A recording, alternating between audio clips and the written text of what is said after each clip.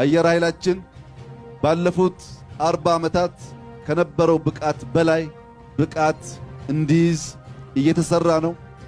ኮማንዶ፣ ስፓርታ፣ አየር ወለድ ልዩ ልዩ የጦር ሰራዊቶች በከፍተኛ ብቃት እየተገነቡ ነው። የአሁኑ ሽፍታ መለማመጃችን ነው። እንለማመድበታለን ሲባል ሰምታ ታንቃ እንደሞተችው ዶሮ የብልጽግና ገዢዎች ስፓርታና መሰል ነገር ሲባል ሰምተው በኢትዮጵያውያን ገላ እንዲለማመዱ ስፓርታና አየር ወለዱም አየሩን እንደሚሰነጣጥቀው ሲዝቱ ነበር። ያ ያላችሁት ሁሉ ያ አለን የምትሉት ነገርስ የት ደረሰ ቢባሉ የሚመልሱት አንዳች ነገር የላችሁም። ዛሬ ወደ እናንተ የምናደርሰው ዝግጅትም ይህንን የሚያስረዳ ነው። አገዛዙ የአገሩን ሰላምና ድንበር ከመጠበቅ አውጥቶ ከወገኖቹ ጋር ሲጋደል እንዲውል ያደረገውን ሰራዊት ገድሎ እንዲሞት ያደረገውን ጦር የውጭ ወራሪን ጠብቆ አገርን ይከላከላል ተብሎ የተቋቋመን ግን ደግሞ የአብይ አህመድና የጥቂት ሹሞች የስልጣን ዘበኛ የተደረገውን ሰራዊት አሁናዊ ሁኔታ ግልጥልጥ አድርጎ የሚያሳይም ነው። ወደ እናንተ የምናደርሰው ይህንን በምስሉ ላይ የሚታየውን ሰነድ ነው። ሰነዱ ለፊልድ ማርሻል ብርሃኑ ጁላ የተሰናዳ ነው። ፊልድ ማርሻሉ በፊልድ ስላለው ሰራዊታቸው የተላከላቸው ሪፖርት ነው። ከሐምሌ 10 ጀምሮ እስከ ነሐሴ የመጀመሪያ ሳምንት ድረስ መከላከያ ውስጥ ተከታታይ ውይይት ሲካሄድ ነበር።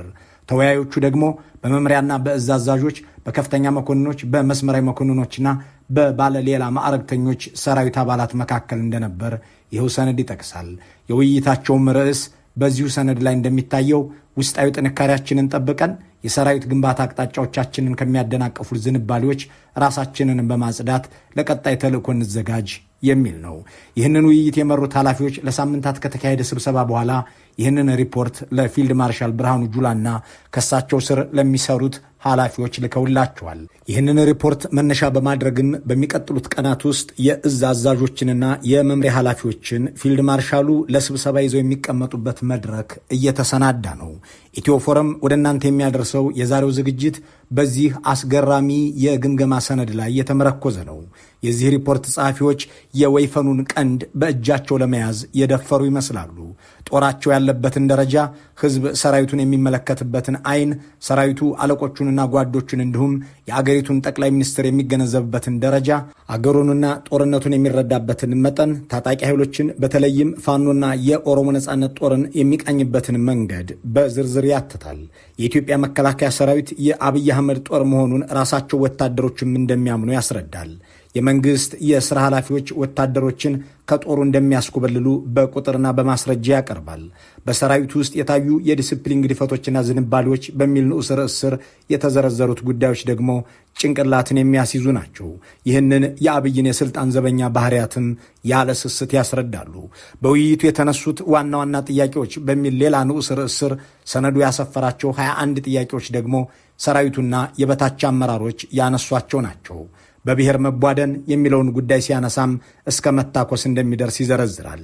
ይህንኑ ሰነድ እያሳየናቸው የምናቀርበው ይህ ዝግጅት የብልጽግና ገዢዎች በብዛት ከደርግ የላቀ በኢትዮጵያ ሁሉ ታይቶ የማይታወቅ እያሉ የሚያወድሱት ሰራዊታቸው ይኸው ከወገኖቹ ጋር ከመጋደል ውጪ አንድም የድል ታሪክ የሌለው ጦር ምን አይነት እንደሆነ መጠነኛ ምስል ይሰጣል።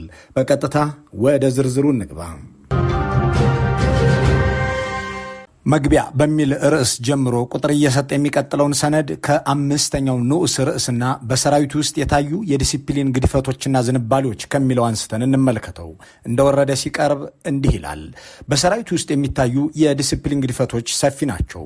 በተለያየ ጉዳይ አሳቦ በብሔር መቧደንን በሚመለከት እንደ ሰራዊት የመጣውን ለውጥ ከመደገፍ ይልቅ አሁን ያለውን መንግስት እንደ ተረኛና ሁለተኛ ጁንታ አድርጎ የማሰብ በአንድ ክፍል አማራ በዛ፣ በሌላኛው ክፍል ደግሞ ኦሮሞ በዛ በማለት ስራን በውጤትና በብቃት ከመለካት ይልቅ በዘር እየለኩ ያልተገባ ተግባር መፈጸም፣ ምደባን፣ የማዕረግ እድገትንና ሽልማትን በተመለከተ የእገሌ ብሔር ተመደበ፣ ተሾመ፣ ተሸለመ እያሉ ስራን በውጤት ሳይሆን በብሔር መለካት፣ በግለሰቦች ተረኛ በሚል የክፍል አመራርን ማማትና ማብጠልጠል፣ በተለያየ ምክንያት አሳቦ በብሔር መሰባሰብ በስፋት አለ።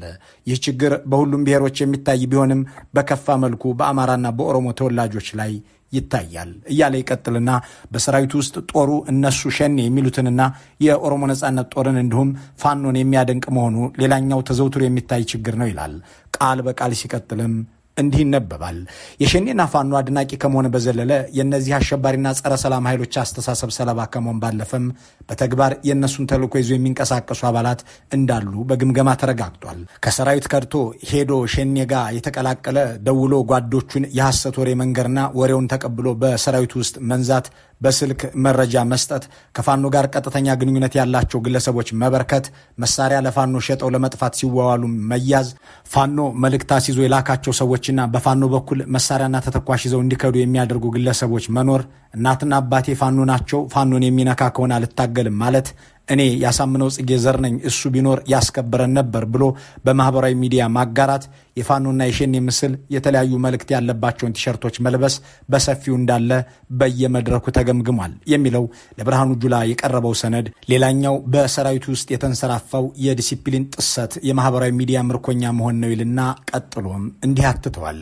በመንግስት ባለስልጣናትና በሰራዊታችን አመራሮች ላይ ጠላት የሚነዛቸው የውሸት ወሬዎችና ፕሮፓጋንዳ ተሸካሚ መሆንና በሰራዊቱ ውስጥ ሽብር መንዛት ጠቅላይ ሚኒስትር አብይ ሸኔን እያስታጠቀ ነው፣ አብይ በፋኖ ላይ እርምጃ የሚወስደው የራሱን የስልጣን ዘመን ለማራዘም ነው የሚል ሐሳብ በማንጸባረቅ የአፍራሽ ኃይሎች የውሸት ወሬ ሰለባ መሆን፣ በሌላ በኩል አመራሮችን ማማት፣ ያልተፈጸመውን እንደሆነ አድርጎ ማውራት፣ ያልተሰጠ ማዕረግ በግንባር ተሰጥቷል ብሎ ማስወራት፣ የተሰዉ ጓዶችን መረጃ በመልቀቅ ያላግባብ ለቤተሰብ ማርዳትና ለጠላት መረጃ መስጠት፣ ከተቋሙ ስራ ይልቅ የግልን ምስል መገንባትና ተገቢ ያልሆነ ፎቶ በማህበራዊ ሚዲያ ማጋራት በሰፊው አለ።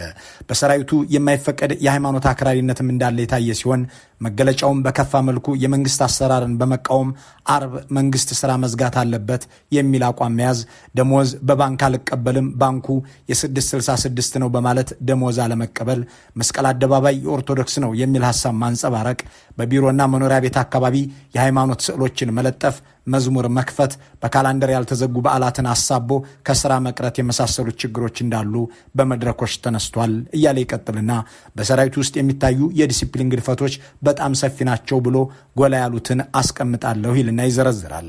ኬላ ላይ እየጠበቁ ሞባይል መስረቅ፣ በቡድን ሆነው ሻምበል መሪው ላይ ማነሳሳት፣ ሻምበል አመራሩ አይመራንም ብሎ በጥላቻ መቀስቀስ፣ መሳሪያ ማቀባበል፣ እንዲሁም መሳሪያ ያቀባበለ እንዳይታሰር 7 ሆነው ሌላ መሳሪያ ማንሳት፣ የአባላት ፊርማ በማሰባሰብ ለአመፅ ማነሳሳት፣ በቡድን ሆነው የሲቪል እንስሳት ሰርቆ አርዶ መብላት፣ ሴት ወታደሮች ግዳጅ ላለመሄድ ከ6 እስከ 9 ወር ሕፃን አቅፈው እንደገና ድጋሚ ማርገዝ፣ በላይ መውለድ፣ እኔ ሐኪም ነኝ ልጃችሁ ቆስሏል አሁን መናገር አይችልም ገንዘብ ላኩለት እያሉ የሰራዊት አባላትን ቤተሰብ በማጭበርበርና ገንዘብ መቀበል፣ በህገወጥ የሰዎች ዝውውር ተግባር መሳተፍና ኮንትሮባንድ መጫን፣ ተተኳሽ ከዲፖ አውጥቶ መሸጥና ሚስጥር ማባከን፣ አሰልጣኝ እስታፉና አመራሩ ለበርካታ ዓመታት አንድ ቦታ በመቀመጡ በንግድ ሥራ ላይ መሰማራት፣ ሰልጣኝ ማስከዳት፣ ለሚያሰለጥነው ሰልጣኝ አርአያ ለመሆን፣ የታጠቀውን መሳሪያ መሸጥ፣ ራስን ማጥፋት፣ ማቁሰል፣ ስካር፣ በከፍተኛ መኮንኑ ጭምር ቁማር መጫወትና ጫት መቃም፣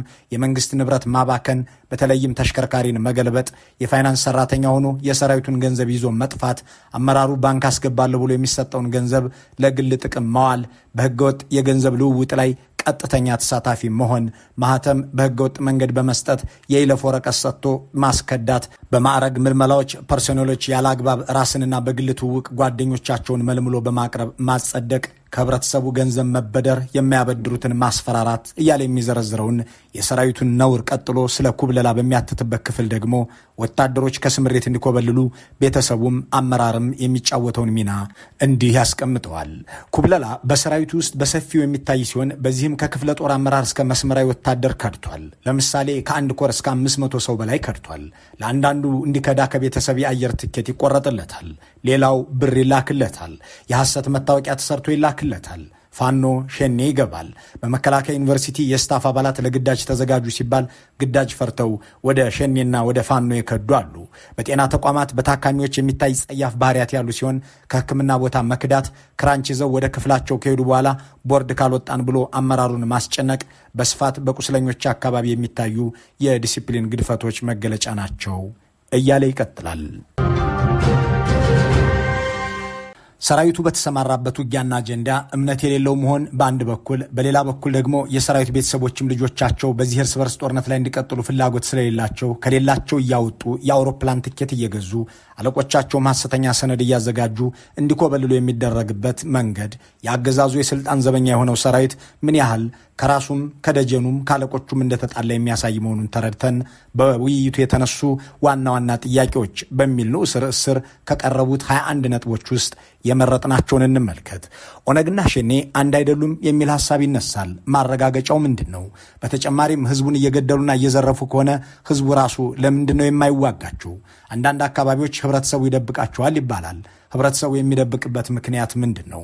ፋኖ ለአገር ሉዓላዊነት ዋጋ የከፈለ ሆኖ ሳለና መወደስ ሲገባው ለምን ይወቀሳል? ችግሩንስ ክልሉና ፌዴራል መንግስት ተነጋግረው ለምን መፍታት አልቻሉም? የሚታሰሩ ሸኔዎች የሚሆኑ ጽንፈኛ ፋኖች ቶሎ ይፈታሉ ለምን?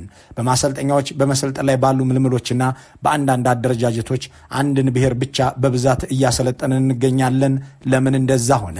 በብሔር መሳሳብ አሁንም አልቆመም። ምክንያቱ ምንድን ነው? ለውጡስ ምኑ ላይ ነው? በአንድ በኩል ሰራዊት አገር እንጂ ብሔር የለውም እየተባለ በሌላ በኩል ጽሑፉ ስለ ብሔር ብዙ ያወራልና ይሄ እንዴት ሊጣጣም ይችላል? የሰራዊት ምልመላችንም ከብሔር መሰረት ያደረገ ነውና ችግሩ እንዴት ሊፈታ ይችላል? ሰራዊቱስ ስለ ፖለቲካ እያወራ እንዴት ነው ከፖለቲካ ነፃ ነው የምንለው? ህወሓት ከሻቢያ ጋር ያለው አሁናዊ ሁኔታ ምን ይመስላል? ከቀይ ባህር ጋር ተያይዞ መንግስት ከመናገር የዘለለ ምን ዝግጅት አለው? የሰራዊቱንስ አቅም ያማከለ ነው ወይ? ሰራዊቱ የመደበኛ ውጊያ ለማካሄድ ምን ያህል አቅም አለው? በህብረተሰብ ውስጥ ሆነው የሲቪል መታወቂያ በመስጠት መሳሪያችንን በመግዛት ሰራዊታችንን እያስከዱና ትጥቃችንን እያስፈቱ ያሉትን ባንዳዎች ተቋሙ ከሚመለከታቸው አካላት ጋር በመነጋገር ለምን በህግ እንዲጠየቁ አያደርግም? በማለት ጥያቄዎቹን ይዘረዝራል። በዚህም ጦር ሰራዊቱ አቅም የለኝም ብሎ ሲናገርና ስለ ቀይ ባህር ብልጽግና የሚያራግበው ቀረርቶ በዚህ ጦር አቅም ሊፈጸም የማይችል መሆኑን ተሰብሳቢዎቹ በአንክሮ ሲያነሱ እንደነበር ሰነዱ ያስነብበናል።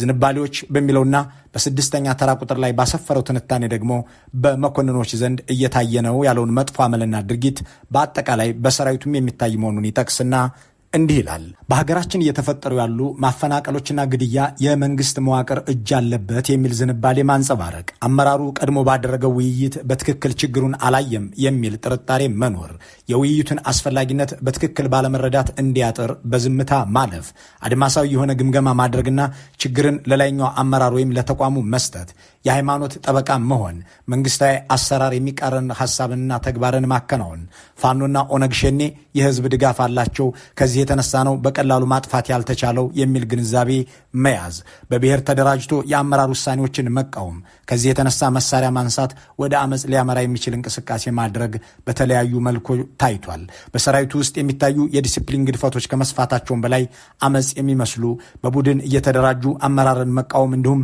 ፊርማ ማሰባሰብ፣ ለአሰራር ሳይሆን ለአጥፊዎች ጠበቃ መሆን፣ እነሱን ለመከላከል መሳሪያ እስከ ማንሳት የሚደርሱ አደገኛ አዝማሚያዎች መበራከታቸው ነው የሚሉት በዚሁ ሰነድ በስድስተኛው ንዑስ ርዕስ ላይ ከቀረቡት ውስጥ የሚጠቀሱት ናቸው። ከዚያ ቀጥሎ ባለውና በሰባተኛው ንዑስ ርዕስ ስር በተነሱ ጥያቄዎችና የታዩ ዝንባሌዎች አንደምታቸው በሚል ክፍል የተዘረዘሩት ደግሞ ፋኖና የኦሮሞ ነጻነት ሰራዊት በመከላከያ ውስጥ አስርገው ስላስገቧቸው ሰዎችና ተልዕኮ፣ ሰራዊቱ ለመንግስት ባለስልጣናት ስላለው አመለካከት ወዘተ ያትታል። እሱንም እንመልከተው። በብሔር መቧደን በታችኛው አመራርና አባላት አካባቢ በከፋ ሁኔታ የሚታይ ሲሆን በብዛት መመሪያ ጥሶ ወንጀል ፈጽሞ ከተጠያቂነት ለማምለጥ አመራርን ለመቃወምና በቡድን ለማመፅ ብሔርን እንደ መሳሪያ መጠቀም እየተንጸባረቀ ነው። በዚህ ከቀጠለ የሰራዊቱን አንድነት የሚሸረሽርና በተቋሙ ስርዓት አልበኝነትን የሚያስፋፋ ችግር ሊሆን ይችላል። በተቋሙ የተሰጠውን ማዕረግና ሽልማት በተመለከተ የሰራዊቱን ጀግንነትና ተጋድሎ በማሰብ ይገባዋል ከማለት ይልቅ ከራስ ጥቅም ከብሔር አጀንዳ ጋር በማቆራኘት የሚታዩ የተሳሳቱ ዝንባሌዎች አደጋቸው ለጠላት ድርጊትና አስተሳሰብ ሰለባ በመሆን ያገኘኑን ድል በማጣጣልም በቀጣይ ተልዕኮ የሚደረገውን ዝግጁነት በእጅጉ እየጎዳው ነው። የፋኖና ሸኔ ፕሮፓጋንዳ ሰለባ ከመሆን ባለፈ እነዚህ የሽብር ኃይሎች ወደ ሰራዊቱ አስርገው ያስገቧቸው የእነሱ ተላላኪዎች የሰራዊቱን አባላት በማስከዳት ትጥቁን እንዲሸጥና የተለያዩ ውዥንብር ወሬዎች ሰለባ እንዲሆን በማድረግ የሰራዊቱን ጽናትና አንድነት ህብረትም እየተፈታተኑት ነው። በጊዜ መፍትሄ ማበጀት ካልተቻለ ህዝብና መንግስት የሰጠንን ተልዕኮ ከመወጣት ይልቅ በጠላት በሚፈጠርልን አጀንዳ ተይዘን ከተልዕኮያችን ሊያዘናጋን ይችላል። በተቋሙ የተሰጠው ማዕረግና ሽልማት ዓላማውን አለመረዳት፣ ከዚያ ይልቅ አፍራሽ ኃይሎች የሚያደርጉትን ዘመቻ ሙሉ በሙሉ በእምነት በመቀበል የሚንጸባረቁ ሐሳቦች የሰራዊቱን ሞራል በማላሸቅ ሰራዊቱ ውስጥ ተስፋ መቁረጥና አንድነቱን የማበላሸት አደጋ ሊፈጥር ይችላል። የመንግስት ባለስልጣናትና የተቋሙን ከፍተኛ መኮንኖች ማማት እንደ ሀገርም ሆነ እንደ ተቋም ልናሳካ ያሰብነውን ሀገራዊ ከፍታ ከማደናቀፍም በላይ ሰራዊቱ በአመራር በአመራሩ ላይ እምነት እንዳይኖረው በማድረግ በተጨባጭ አሁን በአንዳንድ መድረኮች እንደታየው እምቢተኛና ስርዓት አልበኛ እንዲሆን ሊያደርገው ይችላል ካለ በኋላ በሁሉም የውይይት መድረኮች መግባባት ተደረሰባቸው ያላቸውን ነጥቦች ደግሞ በተራ ቁጥር 8 ላይ ይዘረዝራቸዋል። ጥቂቶቹን ስንመለከታቸው እንዲህ ሲል እናገኘዋለን። በብሔር መሰባሰብ በሰራዊት ውስጥ በተለይም በታችኛው አመራርና አባል በጎላ መልኩ የሚታይ ሲሆን በብሔር ተደራጅቶ አመራርን መቃወም ጥፋተኛም እንዳይቀጣ ጠበቃ መሆን የመሳሰሉ ሰፋ ያሉ ችግሮች እንዳሉ መግባባት ተደርሷል።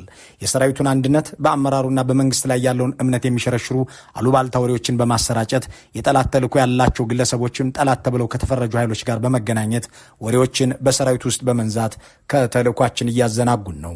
ስለዚህ እንዲህ አይነት አፍራሽ እንቅስቃሴዎችን በመከላከል ምንጫቸውን ማድረቅና ወሬኞችን በመታገል ማስቆም አለብን በማለት መግባባት ላይ ተደርሷል። የፋኖና ሸኔ አድናቂ በመሆን መንግስት ጠላት ብሎ የፈረጃቸውን ኃይሎች አምርሮ በመጥላት ከመዋጋትና የህዝብን ሰላም ከመጠበቅ ይልቅ የነሱ አድናቂ በመሆን የነሱን ተልዕኮ ይዘው የሚንቀሳቀሱ አባላት ከነሱ ጋር ቀጥተኛ ግንኙነት በመፍጠር ሰራዊቱን ለማፍረስ አበክረው የሚሰሩ ኃይሎች እንዳሉ የተገለጠ ሲሆን እነዚህ ግለሰቦችን በማጋለጥና ሴራቸውን በማፍረስ መንግስትና ህዝብ የሰጠንን ኃላፊነት በብቃት ለመወጣት በጽናት መቆም አለብን የሚል መግባባት ተደርሷል። በሰራዊቱ ውስጥ ስርዓት አልበኝነት በተለይም በቡድን ተደራጅቶ መዝረፍ፣ ህገወጥ ንግድና ኮንትሮባንድ መሳተፍ፣ አልታዘዝም ባይነት፣ እምነት ማጉደል፣ ከክፍለ ጦር አመራር እስከ መሰረታዊ ወታደር ድረስ መኮብለል በዚህ ሪፖርት ላይ ከተገለጸው በላይ ከፍተኛ ችግር እንዳለ ተነስቷል። በዚህም ችግረኞችን በመለየት አስተማሪ በሆነ መልኩ የማጣራትና የመቅጣት ውሳኔ ተላልፏል። በአጠቃላይ በውይይቱ በተለይም በአመራሩ የኃላፊነት ተጠያቂነት ስሜት አለመኖሩን፣ የቁርጠኝነትና የጽናት ችግር መኖሩን፣ ከችግሮች ጋር መላመድና መሪና ተመሪ በማይለይ መንገድ ተደበላልቆ እየሄድን መሆኑን፣ የክህደት፣ የክዳት፣ የወንጀል፣ የዲሲፕሊን ችግሮች በተለይ ከሻምበል መሪ በታች ባለው አመራር ላይ የጎላ መሆኑ ተገልጿል። ከዚህ የተነሳ ለክፍል ብልሽትና መፍረስ የችግሮቹ ምንጭ አመራሩ ራሱ መሆኑን መግባባት ላይ ተደርሷል እያለ ይቀጥላል። ከሐምሌ አጋማሽ እስከ ነሐሴ የመጀመሪያ ሳምንት ድረስ መከላከያ በተለያዩ ኃላፊነቶች ላይ ያሉ አመራሮቹና አባላቱን አወያይቶ ለብርሃኑ ጁላ ያቀረበው ጭምቅ ሰነድ በጥቂቱ ሲዳሰስ ይህንን ይመስላል። መልካሙን ሁሉ በመመኘት በዚሁ እንሰናበታለን።